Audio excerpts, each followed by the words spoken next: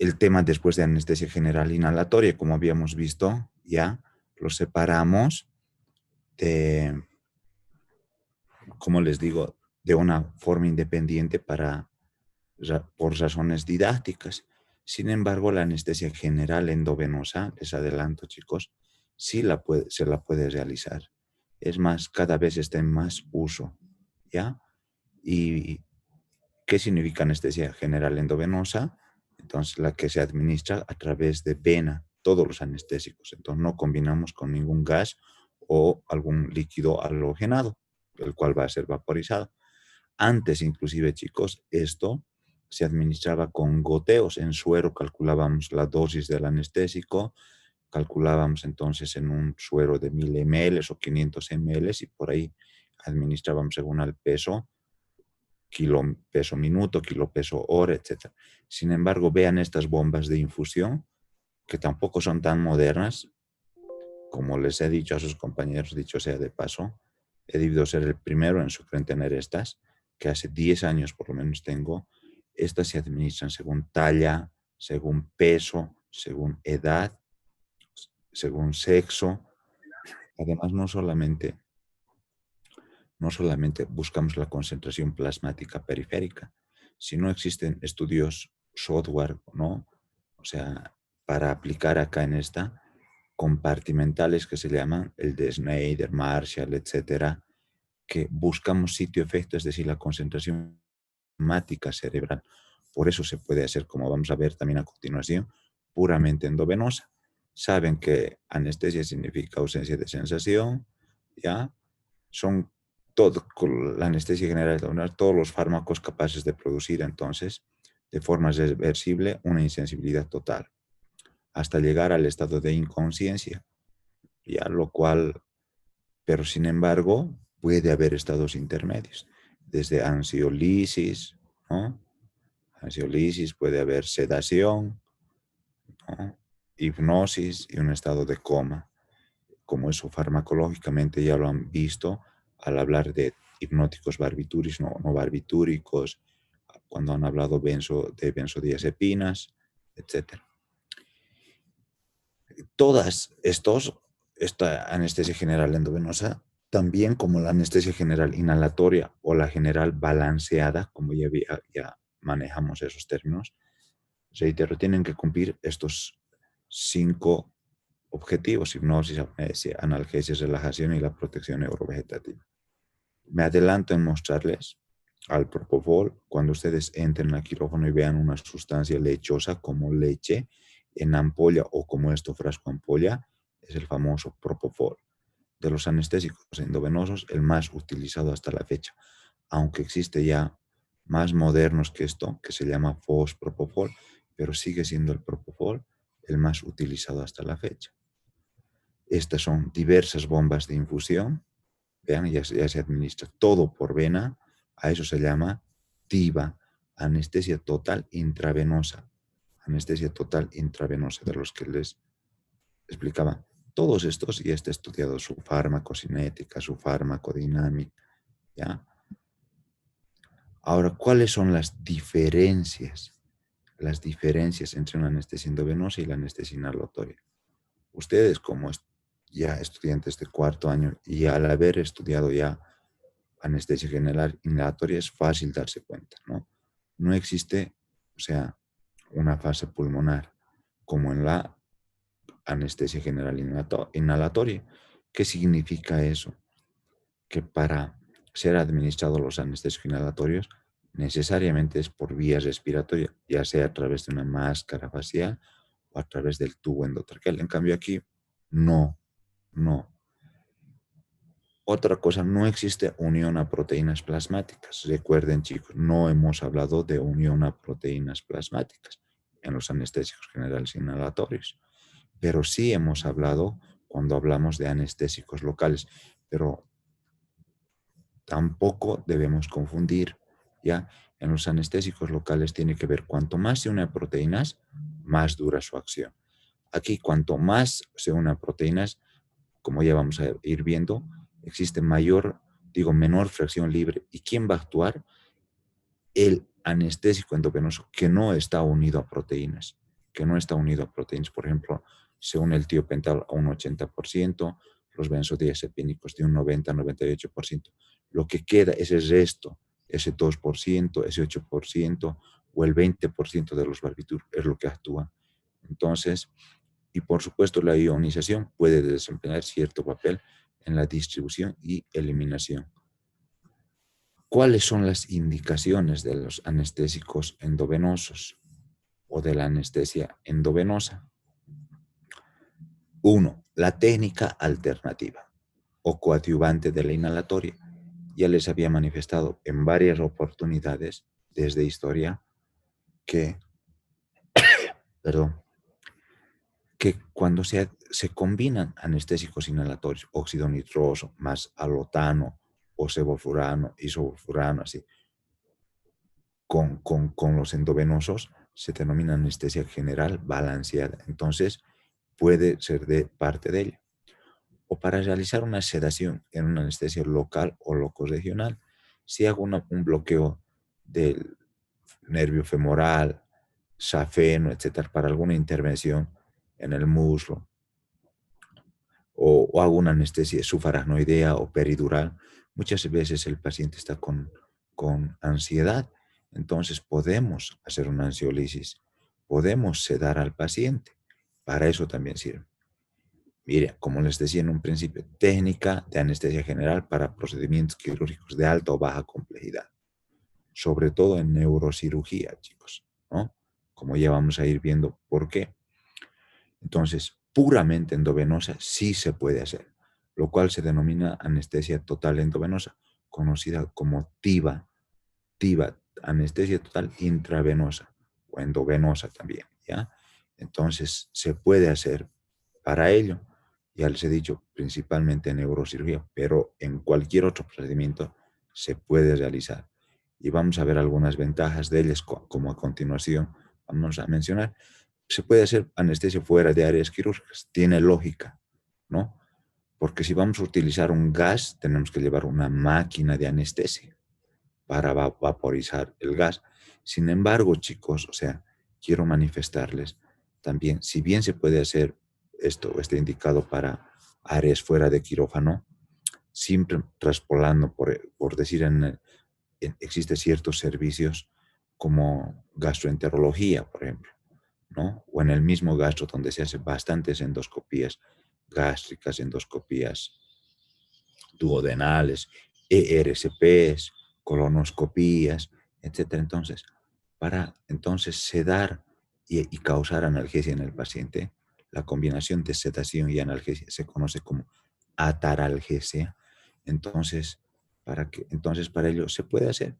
Sin embargo, chicos, donde se haga, siempre tiene que ser un ambiente que tenga todas las condiciones básicas: monitor, oxígeno, succionador, ¿no?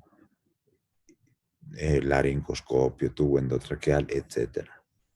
O sea, siempre tenemos que estar, nunca confiarnos, porque puede haber entonces efectos adversos que se pueden complicar e inclusive podríamos hasta perderlo al paciente, ¿ya? Reducción de la contaminación ambiental. Si se acuerdan lo que hemos estudiado, los anestésicos inhalatorios causan entonces polución. ¿Qué quiere decir la contaminación del medio ambiente en quirófano? Como habíamos visto, para el óxido nitroso su tope es 25 ppm, que significa partes por millón, y de los demás 2 ppm, 2 ppm. Esto es importante, sobre todo para los anestesiólogos que trabajan diariamente, porque sensibiliza, como ya cuando hablamos en el anterior término, sensibiliza, causa hasta trastornos, cambios en el ADN. Entonces, causa inmunodepresión, la polución. Entonces, por eso siempre se debe exteriorizar y, y tiene ventajas, chicos, tiene ventajas. Entonces, no estamos utilizando. Ahora, dentro de estos anestésicos endovenosos, vamos a llevar nosotros a los alquifenos, a los barbitúricos y a los benzodiazepínicos. Los barbitúricos han llevado, solamente para repasar en farmacología, se lleva como hipnóticos de tipo barbitúrico, no barbitúrico. Los barbitúricos saben que se clasifican en acción corta, ultracorta, corta, mediana y prolongada. El más utilizado en anestesiología hasta ahora, a pesar que esté en desuso, pero se sigue utilizando, constituye el tiopental sódico. Vean, el tiopental sódico, que es de acción ultracorta. ¿Por qué? Porque dice de 1 minuto y medio a 2, 90 a 120 segundos, va a ir a tejidos perfundidos. ¿Cuál es el tejido más perfundido? El cerebro. Entonces, muy liposoluble para ir a este tejido. Después de ese tiempo, ¿qué es lo que va a pasar? Se va a redistribuir. ¿Dónde? A tejidos menos perfundidos. ¿Quiénes son los tejidos menos perfundidos? El músculo, el sistema óseo. Después de esto, todavía se va a redistribuir. ¿Dónde? A tejidos menos perfundidos aún. ¿Quién? La grasa. Y de la grasa sale 10 a 15% cada hora a la circulación, entonces para ser metabolizado y eliminado. Por eso yo digo que este es un mal llamado de ultracorta. Si bien en el cerebro actúa poco, pero estamos viendo que va a ir a tejidos menos perfundidos como la grasa y de ahí 10 a 15% se va a ir metabolizando por hora. Es por eso cuando alguien recibe barbitúricos, se aconseja no hacer acciones peligrosas, como conducir, inclusive comer con cubiertos, que son punzocortantes, como los tenedores, cuchillos, etcétera. El primer compuesto fue descubierto por Bardet en 1921 y si nos damos cuenta, estos ya entonces están a un siglo de su descubrimiento. En 1934, Landi fue el que descubrió el tiopental y se lo introdujo en 1935. 1935. ¿Ya? Inclusive todos estos, estructuralmente, como común denominador, tienen al ácido barbitúrico en su molécula. Quiero decirles, chicos, que además este tiopental, para cultura, chicos, es conocido como el suero de la verdad. En la Segunda Guerra Mundial se lo utilizaba en prisioneros para que declaren cómo se llamaba, ¿no? Para hacerles decir la verdad. Entonces, ese era el suero de la verdad. Obviamente que eso es prohibido, no se puede realizar, ¿no? ¿Cuál es el mecanismo de acción de todos en general, de todos estos anestésicos? ¿Ya? Incluyen diferentes acciones. La principal, que aumentan entonces neurotransmisores inhibidores en el ácido gamma aminobutírico. Suprimen también la transmisión de neurotransmisores excretores, como la acetilcolina, interfieren en la liberación de neurotransmisores presinápticos, interaccionan de forma estereoselectiva sobre los receptores postsinápticos. ¿Ya? De esa forma general es lo que producen. ¿Dónde hemos hablado? Estos en los sistemas transmisores inhibitorios del ácido gamma aminobutírico, que tiene 5 subunidades proteicas. 5 subunidades proteicas. 2 alfa, 2 beta, una gamma. 2 alfa, 2 beta, una gamma.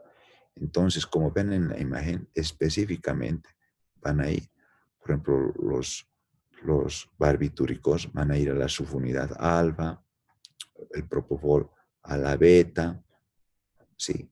Entonces, acá existe entonces una sustancia que se denomina picrotoxina, que permite la entrada del ion cloro, para que de esta manera aumente esta conductancia, para que no exista entonces impulsos nerviosos.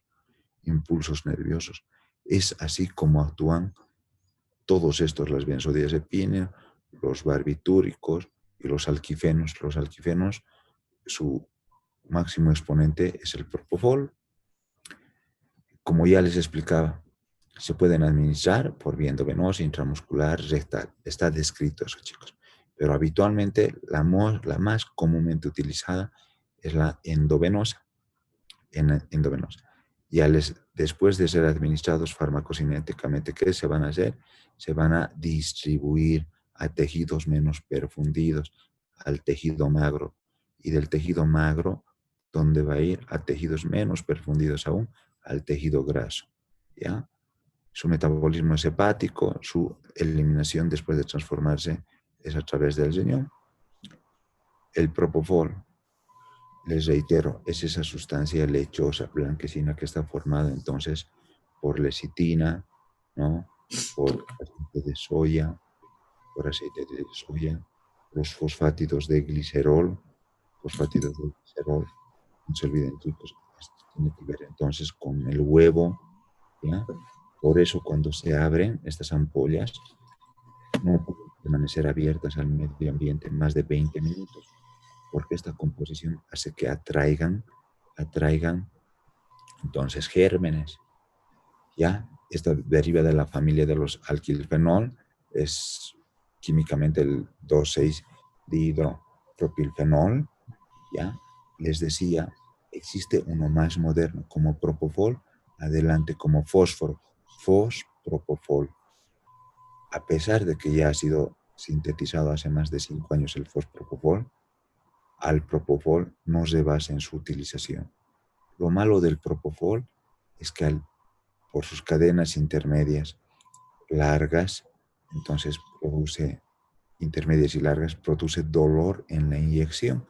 Por eso antes de administrar propofol, como también sirve de analgésico sistémico, antiarrítmico, evita la irritación de la vía aérea, nosotros utilizamos lidocaína por vía endovenosa.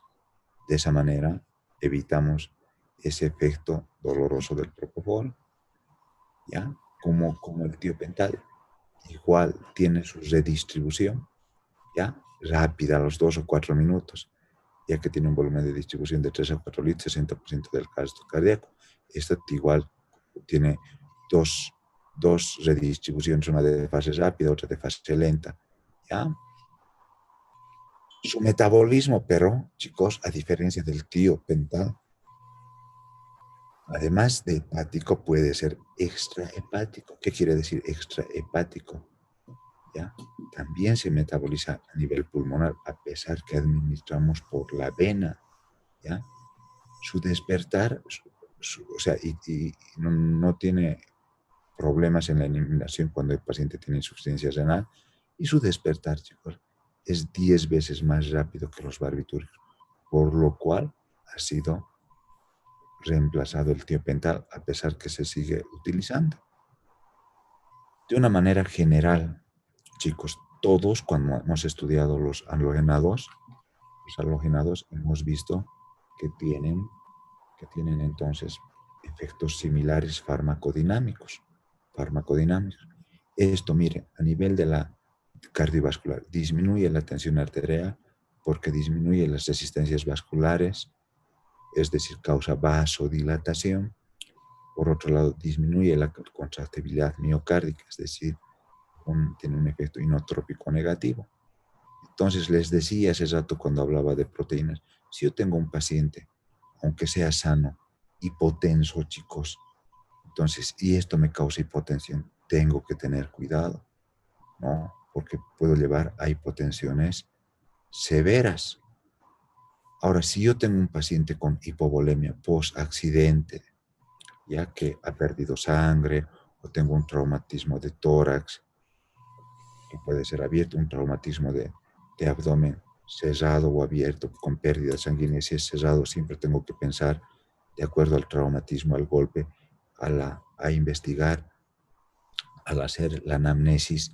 Entonces, ¿qué investigo? Tengo que sospechar, puede tratarse de una perforación, entonces, intestinal, de una ruptura de una víscera, o sea, maciza o hueca, etcétera. Entonces, si el paciente está hipotenso, entonces debo cambiar de anestésico endovenoso inductor, ¿no? Porque sé que me va a causar hipotensión. Entonces, eso tenemos que tener cuidado. En cuanto a los efectos respiratorios, lo propio, todos producen depresión respiratoria, depresión de la ventilación, incluso llega a apnea, a un paro respiratorio, ¿ya? Entonces, ¿pero qué es lo bueno de esto? Que produce una depresión de los reflejos de la vía aérea, evitando que se produzca laringoespasmo y broncoespasmo durante la intubación. Esto a diferencia de algunos gases anestésicos halogenados que hemos llevado, por ejemplo, el, el, el isoflurano, el desflurano, más al contrario, hemos dicho que no se debe utilizar porque puede causar un sexto laringoespasmo o broncoespasmo. En esto, en cambio, nos favorece, nos favorece. Pero, chicos, dicho sea de paso, como les decía, miren, por ejemplo, el gran Michael Jackson, semejante artista, ¿cómo ha fallecido? Con propofol. Él tenía problemas de sueño, pero el propofol no es para tratar, o sea, trastornos del sueño, ¿no? Y él seguramente se hacía en goteo, no sé claramente cómo ha sido, pero su médico ha tenido problemas serios, que inclusive lo pusieron preso por la receta del propofol. Además, cuando llegó, la reanimación cardiopulmonar hizo en su lecho 1 hora tarde. Entonces hay que tener cuidado, chicos. El propofol, miren, no puedo administrar, pero sí tienen que tener el conocimiento ustedes de que es el anestésico endovenoso más utilizado. Ahora, en cuanto a los efectos cerebrales, esto es lo importante, lo que les decía, ¿por qué la TIVA se utiliza mucho en neurocirugía? Porque al contrario de los anestésicos inhalatorios, si se recuerdan bien, si se les ha quedado en la cabeza, esto disminuye el flujo sanguíneo cerebral, disminuye la presión intracraneana. A pesar que si hay traumatismos cerebrales que van a causar, les he dicho, aumento de la presión intracraneal y disminución de la presión de perfusión cerebral, cuando nosotros utilizamos propofol, sobre todo, o tiopental también, vamos a reducir el flujo sanguíneo cerebral y la presión intracraneana. Entonces, por eso se los considera protectores neurocerebrales, ¿ya? Durante ese isquemia focal que puede haber en estos traumatismos cerebrales, que pueden causar hasta una hemorragia, entonces, cerebral. ¿Y por qué se consideran protectores neurocerebrales? Porque esta disminución del flujo sanguíneo cerebral que va a disminuir la presión intracraneal hace que haya una reducción importante de los requerimientos metabólicos cerebrales. De los requerimientos metabólicos cerebrales. ¿Cuál es el sustrato del cerebro importante? El oxígeno. El oxígeno. Entonces, hace que reduzca entonces esos requerimientos metabólicos de oxígeno. Por eso son considerados neuroprotectores. Les he reiterado de dos maneras, chicos, para que les quede. No solamente, chicos, para que me respondan en un examen de la asignatura de anestesiología, sino que les quede en la cabeza. La vez que roten medicina interna van a hablar de neuroprotectores. Cuando vayan a terapia intensiva van a ver que pacientes están bajo sedación o inclusive en estado de coma farmacológico. ¿Para qué? Para esto, para realizar entonces neuroprotección. Las benzodiazepinas, chicos, estos conocen todas, ¿no? Que de acuerdo a su dosis pueden tener acción de ansiolisis, de sedación, efectos hipnóticos y anticonvulsivantes. Anticonvulsivantes como también el tiopental, el propofol, etc. Eso de acuerdo a su dosis. Todas tienen en común, entonces, un anillo que se denomina 1,4-benzodiazepina. Como ya les he dicho, ¿dónde van a actuar? Entonces, en los receptores, en el ácido gamma aminobutírico, el que tiene 5 subunidades proteicas, donde los hipnóticos van al alfa, los benzodiazepínicos al alfa, el propofol va al beta, etcétera. Como han visto en la imagen, les reitero que gracias a la picrotoxina hace que ingrese cloro, entonces lo cual va a aumentar la conductancia, por tanto, evita la transmisión o la formación de impulsos nerviosos. De esa manera actúan entonces estos anestésicos endovenosos. Les estoy reiterando 2 veces. ¿Ya? Ahora, ¿qué va a pasar con las benzodiazepinas? Estas se pueden administrar por vía oral, intramuscular, endovenosa, subcutánea. Epidural, también les digo, se utiliza mucho en epidural para causar analgesia, no anestesia, o sea, que vaya a inconsciencia, etcétera, sino analgesia, como habíamos visto. Los, ya les expliqué, se añade coadyuvantes, opioides, clonidina, etcétera. Se unen a un 90-98% de las proteínas plasmáticas. Entonces, ¿cuál es lo importante de la unión a proteínas plasmáticas? Si yo tengo un paciente con disproteinemia, hipoproteinémico, que estén bajas sus proteínas, entonces si yo utilizo la misma dosis en este paciente, entonces va a haber mayor fracción libre de benzodiazepinas, mayor fracción libre del tiopental sódico. Entonces, si hay más fracción libre, va a tener más efecto. Entonces, de acuerdo a la hipoproteinemia, tengo que reducir un 20-30% o más, chicos, porque hemos dicho que es la fracción libre la que va a actuar.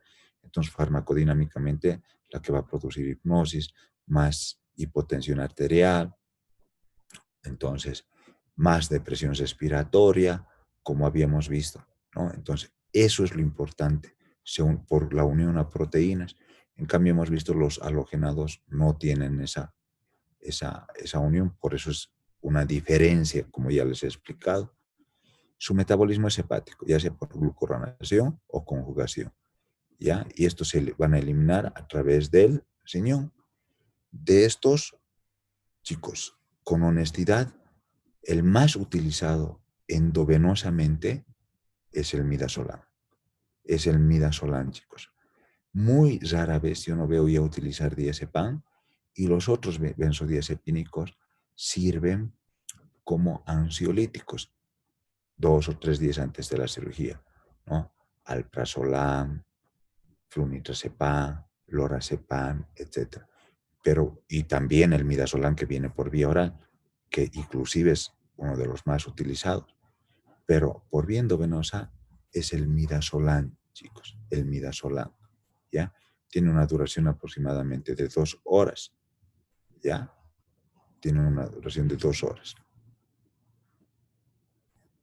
Cardiovascularmente, a diferencia de los barbitúricos y de los alquifenos, los benzodiazepínicos, chicos, tienen una acción similar a nivel cardiovascular, a nivel respiratorio y del sistema nervioso central, pero con la diferencia, para que se acuerden, chicos, menos intensa, menos intensa. Existe entonces a nivel cardiovascular menos hipotensión arterial.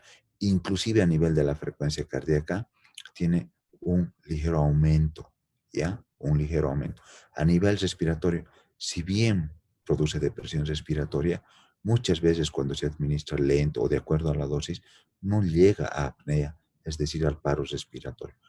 Pero si nosotros administramos dosis altas como 0,2 o 0,3 miligramos kilo peso, entonces vamos a tener efectos depresores respiratorios, pero sin tanta hipotensión arterial como causa el tiopental sódico, el propofol.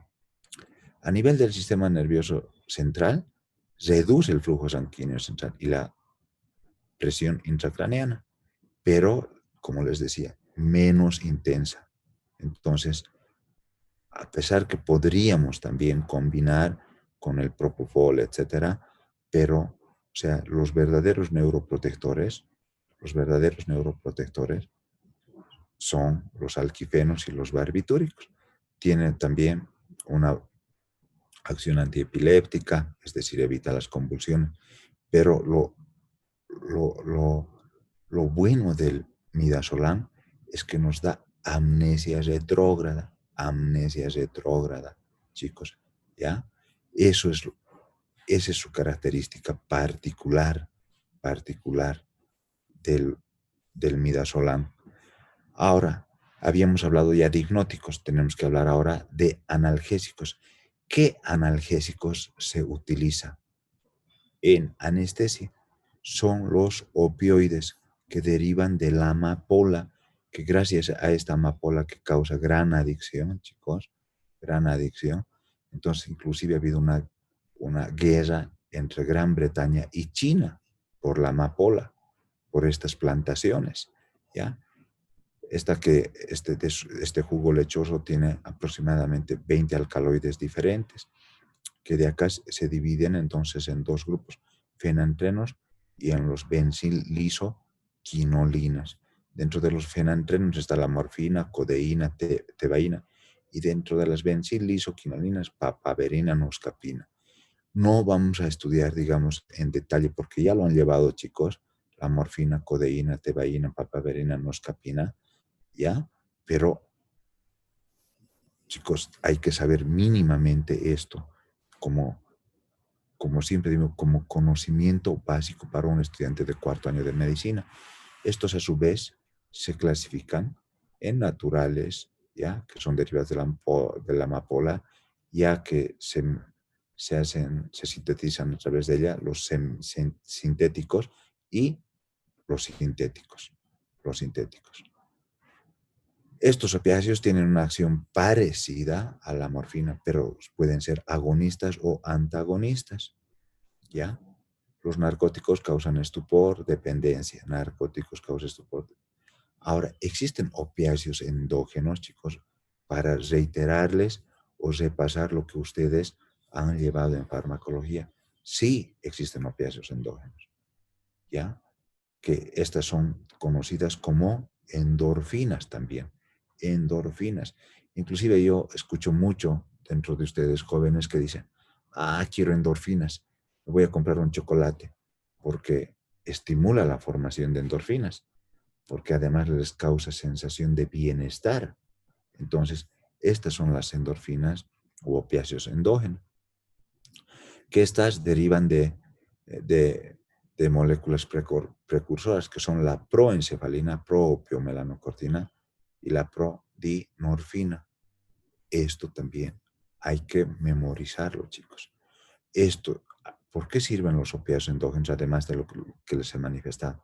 Cuando tenemos ciertos estímulos dolorosos, golpes al jugar fútbol, voleibol, una pateada dura, no sé, un pinchazo o lastimándonos, una caída, ¿sí? Entonces, liberamos, gracias a estos opiáceos endógenos, hacemos que el dolor no sea intenso, no sea intenso. Entonces vamos a bloquear ese estímulo, entonces, gracias a estas endorfinas endógenas que tenemos. Ahora, dentro de estos, eh, les decía, dentro de estos opiáceos, ¿cuáles tenemos? Anoten, chicos, que no esté en diapositiva. El fentanil, ¿ya? Remifentanil, alfentanil, el subfentanil, ¿ya? De estos, los más utilizados, chicos, constituyen el fentanil por la mayoría de los anestesiólogos en Bolivia. Pero, sin embargo, se está imponiendo el remifentanil. De todos estos, alfentanil, subfentanil, fentanil, remifentanil, todos son metabolizados a nivel hepático, excepto el más moderno, que constituye el remifentanil. Cuando vayamos a quirófano vamos a ver con esas bombas que les he mostrado, que ya se usa, pues, como dice, sitio-efecto. Ya tenemos concentraciones exactas gracias a esas bombas. O sea, solitos tienen su dosis de inducción, solos tienen su dosis de inducción, de mantenimiento. Entonces son unas computadoras, chicos, de verdad, que solamente poniendo los datos que queremos van a inyectar de una forma muy segura. ¿Dónde se van entonces, a acoplar para que causen estas propiedades? De analgesia principalmente, sedación, euforia, depresión respiratoria, etc. A estos receptores opioides que se llaman. También otros libros están como receptores OP, nada más, que se refiere a opioides. Están los mu, delta, kappa, sigma y los epsilon. Y estos también, chicos, se acoplan a estos receptores. Se acoplan a los receptores mu, a los receptores kappa, a los receptores delta. ¿Ya? Ahora, todos tienen que ver con la analgesia, pero principalmente los mu. Y dentro, los mu se clasifican en mu sub 1, mu sub 2, mu sub 1, mu sub 2. Tarea, chicos. ¿Cuál? Como les he dado a todos los grupos, para que sea justo, entonces, porque les voy a preguntar en el primer parcial o en el final, en qué receptores o en cuál de los receptores mu, o sea, se produce mayor analgesia. ¿Qué ventajas tienen estos? ¿Qué ventajas tienen estos? Se alcanza una analgesia profunda, chicos. Por ejemplo, el fentanil les he dicho que es 75 a 125 veces más potente que la morfina. O sea, más potente que la morfina. Entonces, si tengo buena hipnosis y tengo buena analgesia, ¿qué me va a favorecer? Una disminución de la respuesta autonómica y endocrina al estrés. Entonces, tengo una adecuada protección neurovegetativa. Entonces, estoy cumpliendo ya 3 de los objetivos. Si causo sedación, digo amnesia, 4 de los objetivos. Ya estoy cumpliendo con estos 4 de los objetivos. Provocan una mínima depresión cardiovascular, ya los opioides, una mínima depresión cardiovascular, pero producen, chicos. Anoche nomás tenía una paciente con un embarazo ectópico que le hice una anestesia subaracnoidea. Hay que tratar de hacer lo menos posible anestesia general para no intubar, y era una paciente altamente sospechosa de COVID. Entonces, la ventilación, la intubación puede causar aerosoles. Los aerosoles ahora dicen que no solamente viven 3 horas, pueden vivir hasta 12 horas. Entonces, eso es contagiante. Entonces, a ella le hice y tenía una leve molestia y le hice una pseudoanalgesia o ataralgesia que se da con fentanil, pero me bajó un poquito más la presión arterial, y por otro lado me causó depresión respiratoria. Miren, o sea, les estoy manifestando de esa manera, entonces se acuerdan mejor, no desencadenan hipertermia maligna, ninguno de estos endovenosos, como los halogenados ya estudiados, poseen una escasa toxicidad. Por ejemplo, el fentanil, chicos, o sea, si tengo alta dosis, puedo revertir con naloxona o namelfeno. Naloxona o namelfeno. Pregunta que ha sido de examen de residencia este año. Naloxona o namelfeno. Por eso pueden ser antagonizados, chicos. Por eso pueden ser antagonizados. Con eso terminamos, chicos. Si tienen dudas, por favor, escríbanme al grupo de WhatsApp, que es uno de los grupos, chicos, que menos interactuamos. Sin ningún tipo de vergüenza, hagan sus preguntas, sus consultas, chicos. Esto, miren, para no que quede avanzado, y nos falta el siguiente tema, es relajantes musculares, y luego nos vamos a después de anestésicos locales. ¿Ya, chicos? Nos vemos entonces el próximo sábado. Espero sus preguntas. Se cuidan mucho, chicos, ¿ya? Hasta luego, doctor. Ya que les vaya bien. Hasta luego, doctor. Suerte.